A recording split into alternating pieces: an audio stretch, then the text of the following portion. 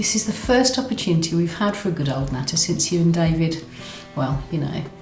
It's been 2 years since my divorce now. It was terrible. It felt cold and clinical, lots of confusing paperwork at a time when I was very vulnerable and totally stressed out. Strangers were giving judgments on my future, and it all felt so confusing. And of course, it was devastating for Amy. We managed to sort it out using the collaborative approach. Did that involve going to court? Actually, no. It's quite different. David and I just wanted to find a solution that was fair, and we were both 100% committed to not ending up in court.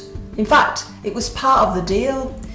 We went to a series of roundtable meetings, during which we both had the support and legal advice from our own collaboratively trained lawyer. We were then able to make informed decisions about our money and property and how the three of us would live together as a separated family. It was all about us and Emma moving forward.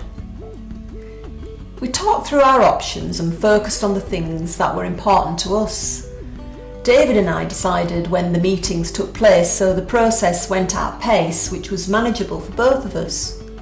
Everything was discussed and agreed in the meetings, and all issues were talked about openly. That must have been rather awkward for you. You would think so, but it all ran quite smoothly, really.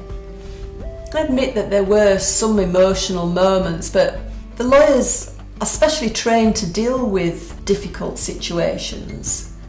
Yes, there were some awkward issues which had to be dealt with, but to be fair, the lawyers worked together in a really constructive way to keep things on track, and we managed to overcome the problem without falling out. We both had to make compromises, as we were committed to finding a fair outcome.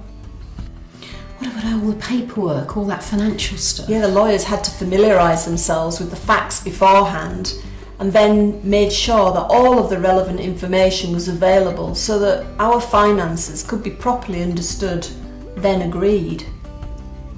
And what was the outcome? We ended up with a fair solution, which took into account the needs of the whole family. We've been able to stay amicable, which is much better for Emma. We've both moved into the next episode of our lives, still respecting each other.